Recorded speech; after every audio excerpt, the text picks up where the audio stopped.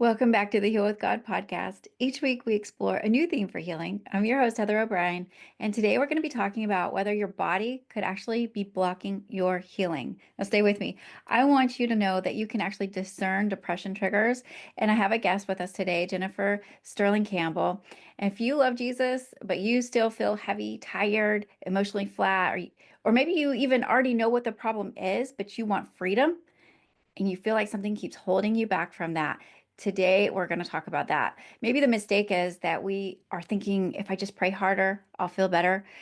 But we're actually ignoring our nervous system. We're actually ignoring our hormones or our sleep or our stress load, maybe even your environment. And today, we're going to talk about all of that, that we actually need healing in all of the different parts of our life. And I want you to question this. What if the reason you can't snap out of it isn't because of your faith? It isn't because you're weak, but it's because your body is waving a flag and it's asking for a little bit of discernment. Today, we're going to be talking about how to spot the triggers, how to hear God clearly, and what's really going on and partner with Jesus on that healing journey. Hey there, welcome to Heal with God. I'm Heather O'Brien, your prophetic healing coach. This is your place where we go deeper into hearing God's voice and finding your healing through Jesus. If you're a Christian who's prayed all the prayers but you still feel stuck and you're ready for breakthrough, you're in the right place. Let's dive in because healing with God is possible for you too. Here's exactly what happens when you sign up for the free prophetic healing workshop. You'll get a Zoom link delivered straight to your inbox, and then on the third Monday of the month, you get to join me live for 60 minutes. We start by uncovering what's really behind the thing that keeps tripping you up, and then I'm going to guide you through a 3-step spirit-led prayer to hear God and break agreement with lies that you've believed. Finally, you're going to let him show you what to let go of so that you can walk out with real peace. That's it. It's simple, free, and it happens monthly.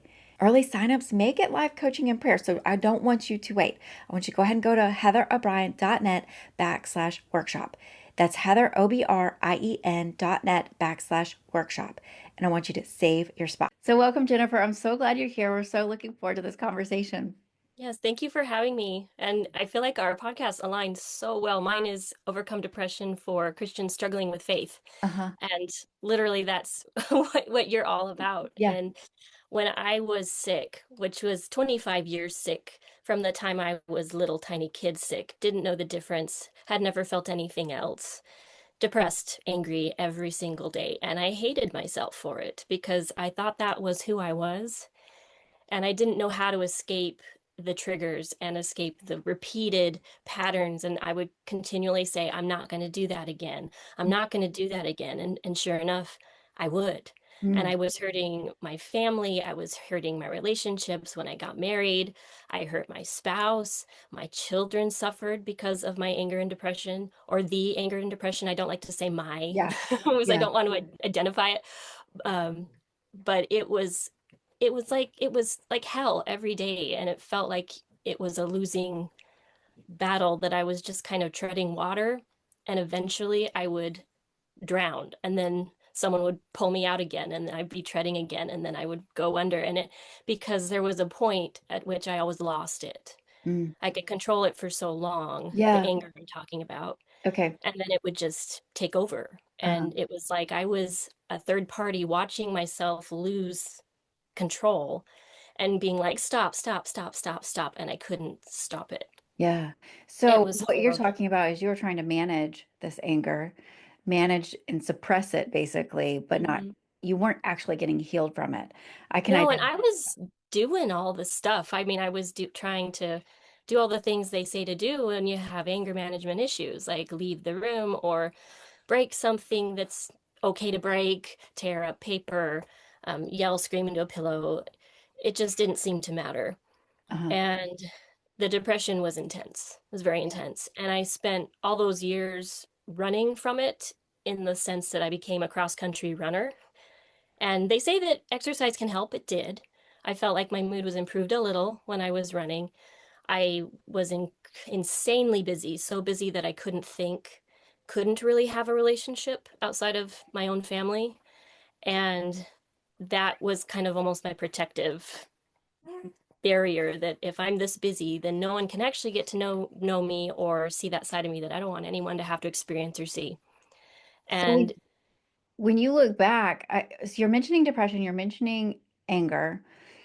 Do they work in tandem together? Like, were oh yeah. you angry because you were depressed, or were you depressed because you were angry and couldn't get free of that? It was like a cycle that goes back and forth. Yeah, I want to say that anger was probably the driving force. It's a pretty powerful negative emotion, and it took me until about 25 when I started to lose hope in my ability to manage this and realize that if I didn't get off the drugs, it was going to destroy me, which I was taking Prozac at the time. And long story short, I was like, there's no, I'm damned if I do, I'm damned if I don't. I am done trying. God fix it. I can't do this. I Uh-huh. can't. Uh-huh. Like I'm damned either way. It's just Would you you were you have to having get me like out of this. You made me, so fix me. right? I feel you, honey. I went through the same thing. I was on the depression medicines for 7 years, and I'm basically then I was numb. I was a zombie. Yeah. So I Hmm. wasn't like high. I didn't have high emotions or low emotions. I was just Yeah. I don't know. I was in la la land is what I remember coming out of a fog when I decided to quit taking the medicines, and I was the same way. I was like, I need to figure out why I ever needed these medicines.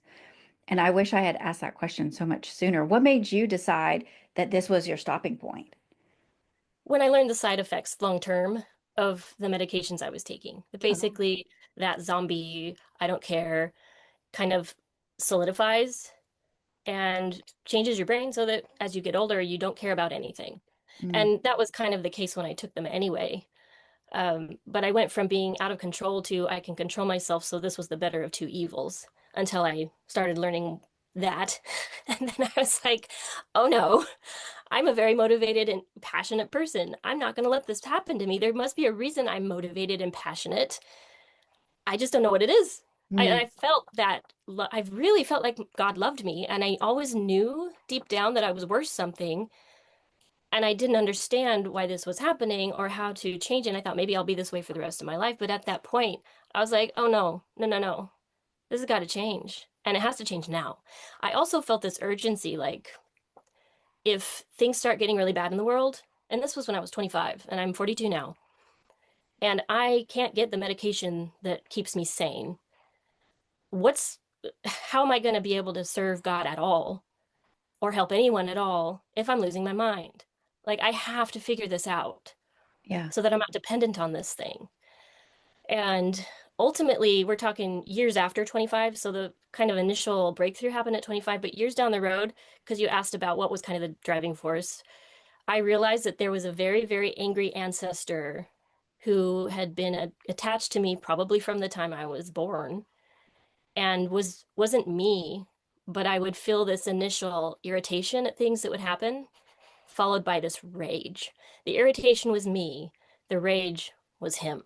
mm, And it took some friends with some very special gifts to see that finally, because they were trying to figure it out uh-huh, in my uh-huh, behalf, because I was really struggling. uh-huh, My life was kind of falling apart around the time these friends kind of came out of the woodwork, people I'd known from as a child, and were like, "Hi, God said you need help." And they started like Thank you, almost every day Jesus. calling me and being like, how you doing? And because they were trying to figure out spiritually what's going on with her. Is Uh-huh, this her fault?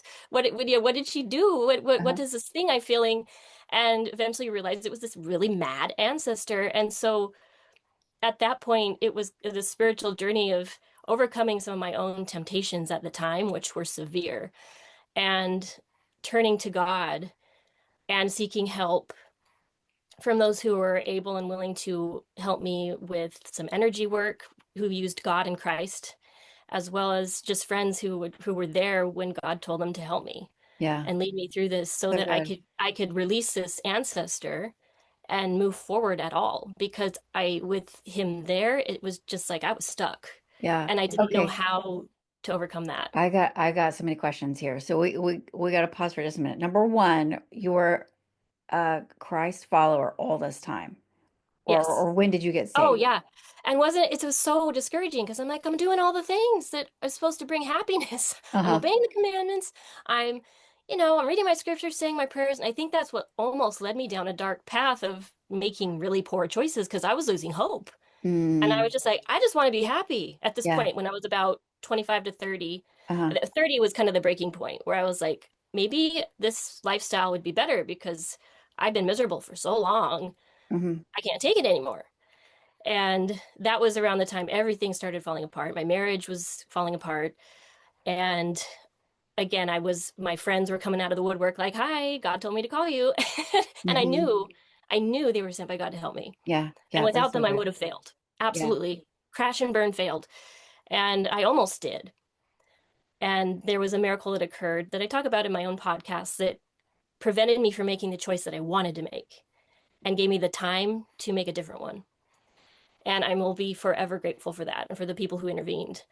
But even at the time, I was like, "How dare you!" But at the same time, I was relieved Yeah. because my prayer at the time was, "I'm going to go through with this thing that I know is wrong," and it was the first thing I'd ever considered doing this, like a sin of what is it? Like it's not complacent, like you know what you're doing.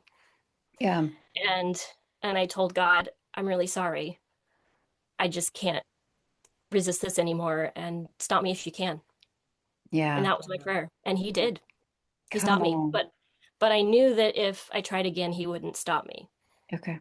But it was enough to kind of I get me my think sanity back so that I I think could, we can resonate with what you're saying in some form or fashion. I think several of us have been there and we can resonate with that. So you're yeah, not alone in that kind of yeah. story. But I have more questions. Mhm. Okay, so I'm a deliverance minister, and it sounds like your friends came in and worked deliverance through you. And Yes. and so you said it was an ancestor. I don't usually use that word. So I want to make it really clear to my audience what you're really saying. You're saying you maybe I'll give you a chance to give you more words to Yeah. help us I'll understand. explain. If you turn to God and you learn how to refute what Satan is doing and you're stronger for it. I mean, I became more knowledgeable, more understanding. I could use this understanding that holy cow, I can use spiritual warfare to fight this. Uh-huh. And it's not as hard as I thought. I was fighting so much for so long. It was so hard. And then I learned how to pray for the right things, ask the right questions. Yeah. So And that's what we then want to talk suddenly it about opens the today. whole world up to you. You're like, oh, wow, there's this other side that I never considered that That's we it. often don't get in church. No, we don't. No, we don't. We really don't. And so that's why I'm so passionate about helping people heal with God and specifically through deliverance, spiritual warfare, and understanding it's not just your personality. You're not just angry. There's Yeah. actually spiritual stuff going on that's Yeah. making you feel that way. It's not you. It's just a manifestation of what's going on inside of you, but it's not you. Yeah. And I think Yeah. that was the biggest breakthrough in my confidence and hope is that Uh-huh. I was almost afraid that if I healed, that I would find that, oh, I'm really not that great. I'm still these things. Like on the other side of it, I really hate myself still. I don't like the Mhm. version. And it's totally not that at all. I think every person, if you saw who you really were on the other side, you would not be not only not disappointed, but thrilled with who you are and Mhm. what God gave you. Yeah. Yeah. And Yeah. just this how amazing you are and how amazing I feel now and the joy I have in just being me and who I am and myself. I never in a million years would have thought that back then. So we're I never talking saw about that as possible. yeah. So we're talking about discernment, and it's really important how to discern what's God saying. Is this you? Is this a spiritual warfare? But also, it could be your body, right? It could be Mhm. your body Right. playing tricks with you because you didn't get enough sleep. It could be your body messing with you because your hormones are a little bit going Yeah. crazy or something like that. So I'm wondering if you do you I know we just want to hear God's voice, but what's some body triggers that you've noticed that's you've seen in depressed believers? Mm. Like, Oh, sleep, 100%. Like that's it. Big, big, big, big one. We're overworked, underpaid, and just yeah, exhausted. And if I'm not getting enough sleep, I mean, I start to falter fast. I'm not a very patient person when I'm sleep deprived. That yeah, me has too. to be happening for me. I have to be getting sleep and good sleep and adequate sleep. So when we can't, because there are times when that's just the reality of our situation, prayer is absolute key. Please Yeah, Please fill me with thy light, thy love, thy energy. Make my energy today as if I'd gotten 9 hours instead of 3. sure. And you can access that power to sustain you through those times, no matter Yeah, how long they are, but you have to be willing to pray and ask for that help. yeah, But absolutely sleep. When we don't sleep, literally our armor of God shuts off. The light starts to go out and we become very vulnerable to attack. yeah. That's what I was That's gonna just the way I say. see it. I'm very careful whenever I have lack of sleep. I'm like, I need to just not talk right now because I Yeah, think the enemy could use my mouth really easily. yeah, You can get really irritable quickly. It's just like you said, the armor's like it's yeah. got so many There's lots of cracks in it chinks. when you haven't slept. Hmm. It's And very, I think that's also why we're encouraged to pray morning and night. And in the morning, I always thank God, no matter how much sleep I got, for my rejuvenating sleep. Like, hmm. thank you for the sleep that I got Yeah, yeah, and for sustaining me through this day. very good. And gratitude prayers, I'm really big on that. I even ask my requests in the form of a thank you for this thing that you're going to give me before I even receive it. Yeah, Like thank you for blessing this day. Thank you for helping me to be patient yeah. even before it happens. Or Because you know thank you it's his for will, providing the home that I've been looking for. I'm looking for a house. Thank you for providing that home, even though I haven't found it yet. It could be right? something like that. Right. You know it's his will. It's not just random. It No. is his will. You know it's his will. It's in his timing, but Hmm. yeah, I know exactly what you're talking about. So I'm wondering, okay, so we're talking about like there's actually physical things that can be happening, but Yeah. those physical things could also block your healing too. Hmm.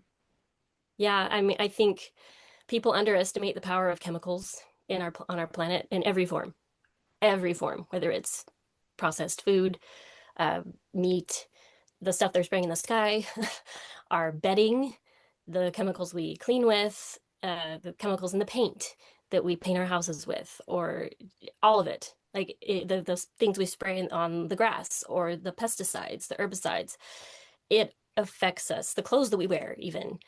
And so the less, because if you think of a chemical, it causes chemical reactions. It's going to cause chemical reactions in us, and it's going to inevitably lead to more imbalance. Mm, And so the more that you can eat pure, buy things that are pure, be more, I think a minimalistic lifestyle helps with that because you're buying less but buying more quality, things that are natural, or trading with people who are really into that. I do goat milk. I have dairy goats, and so sometimes I'll trade my milk for soap, something else, right. things like that, or even babysitting. But it's a very good way I can get that milk in a pure form and make probiotic with it, which helps depression, by the way. Kefir, it's like a third of my diet. I Yeah. love it, and it really makes me feel good. Food is huge. If Yeah. we're not getting enough omega-3s specifically, your brain cannot function. And we went through this fat-free craze when my mom was raising me, where this was the way to go.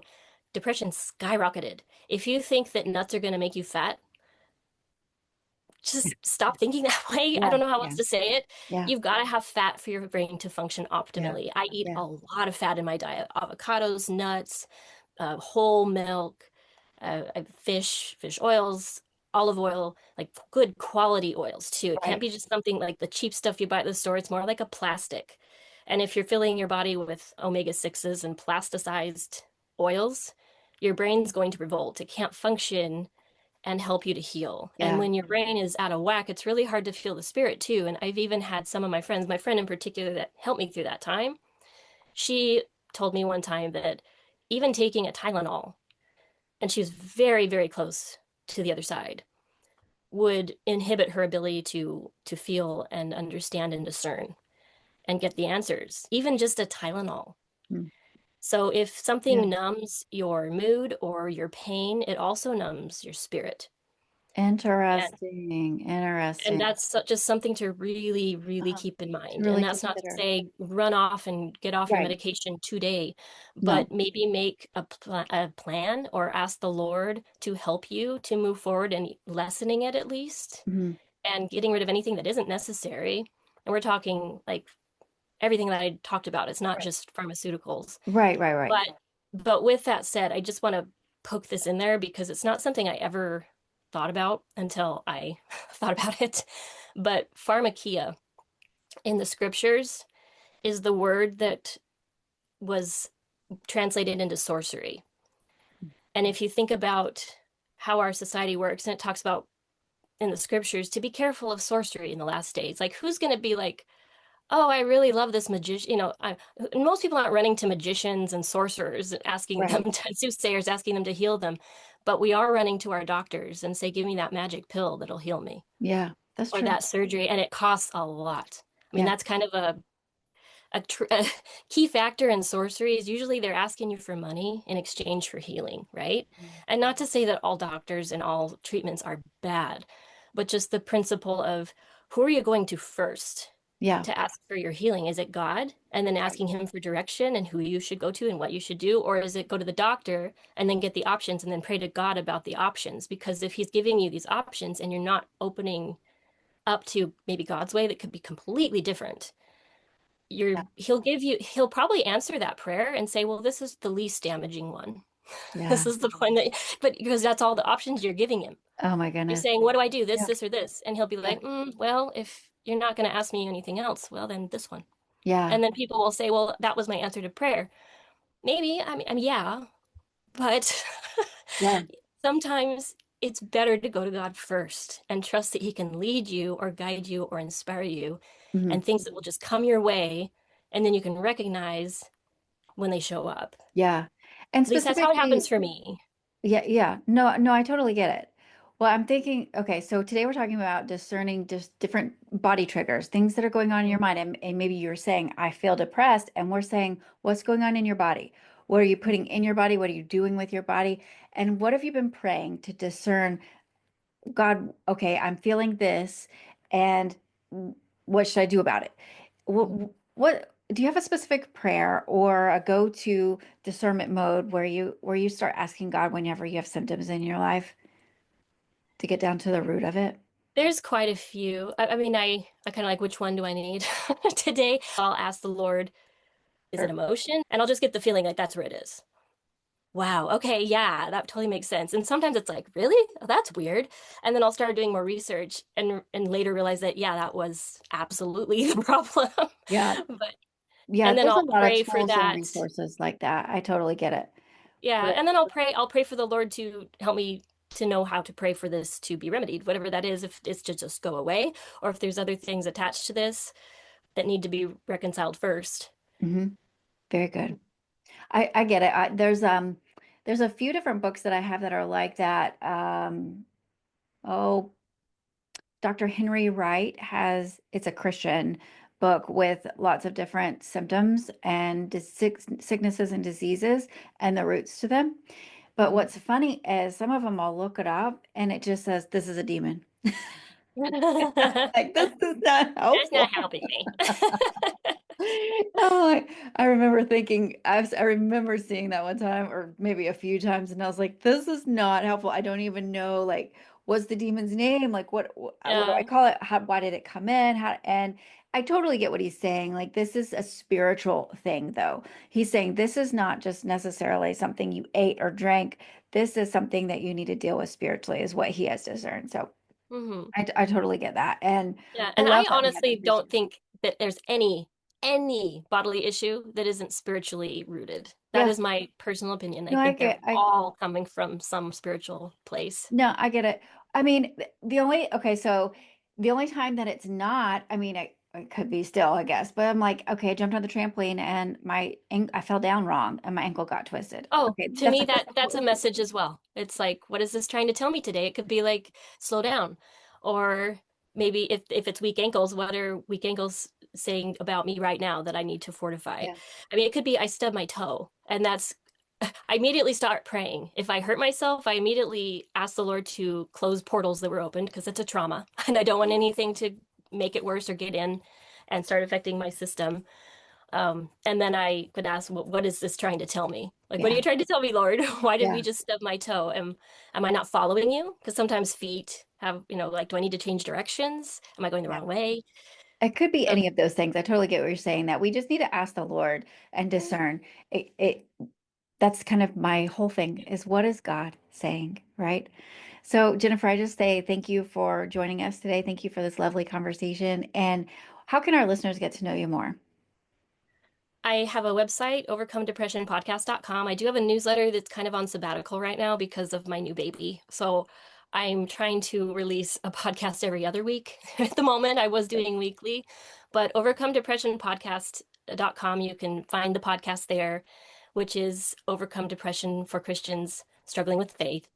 And if you want to start at the beginning and move your way forward, I think that's honestly the best way to go because I kind of built it like a system to Mhm. kind of wean people into understanding the concepts and making goals for themselves and seeing things a little differently. Because really, the foundation of all depression or mental disorder, period, is belief in lies. The lies that Satan has taught us from the time we were a small child. Yeah. He didn't waste any time because we were a kid and being like, oh, I'll just wait. They're just a child. No.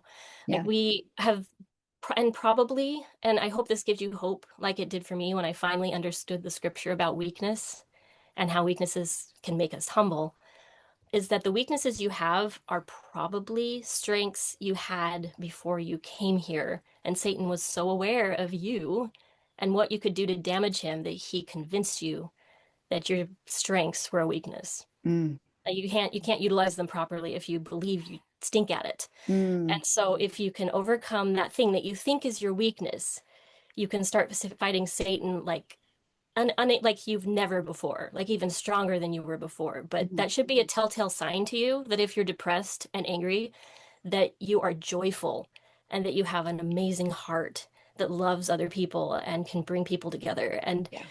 like that's who you are, and that's what Satan doesn't want you to know. And if you're thinking, well, no, not me, just please take my word for it until you figure it out. You've got to believe and have this hope before he can start to help you, because if not, you're just pushing him away. Mhm. So stop pushing him away. Come on. Thank you so much for that encouragement. Thank you for bringing clarity and compassion to this topic. Christians with depression. It seems like an oxymoron, but it's actually a thing, and we want to help you. We know that there is hope on the other side, and I know there's listeners that are going to feel some relief, and you're realizing, oh, I'm not crazy. Oh, I'm not failing God, or maybe you just need discernment and a plan, and you're actually excited that that is it. That's it. That really Yeah, is it. Just get some discernment and a plan from God, and He will show you the next step to take. yeah. So, There's friend, nothing you have done or haven't done that can keep you from his grace. come on. Don't let That's guilt it. and shame like ruin your future. You have so much left you can give. Right. Yeah. That's a thank you for that encouragement. Friend, if this episode hit you right between the ribs and you know that you might need some support, you're curious, you're ready for the next step. Well, listen, I have a free prophetic healing workshop every third Monday of the month. I would love to invite you to that. We go through a three-step prayer method to get down to the root of what's bothering you, what that struggle is. Maybe it's depression, anxiety, whatever the struggle is. We can get down to the root of it by hearing God's voice. And I'd love to invite you there. It's a safe space where you can hear God's voice. Go to heatherobrien.net/workshop and you can sign up today. I'm praying that you keep hearing God clearly, healing deeply, and walking You. in the resurrection power of Jesus Christ. Phew, that was a whole word, wasn't it? Thanks for spending this time with me on Heal with God. Just a reminder, I'm a licensed minister, not a licensed therapist. So this is all about spiritual encouragement and prayer, not replacing your doctor's advice. And if you haven't already, I want you to go grab your spot for the next free live workshop at heatherobrien.net/workshop. I'll walk you through my 3-step spirit-led process to hear God and heal what's really going on. Until next time, I'm praying blessings and favor chase you down.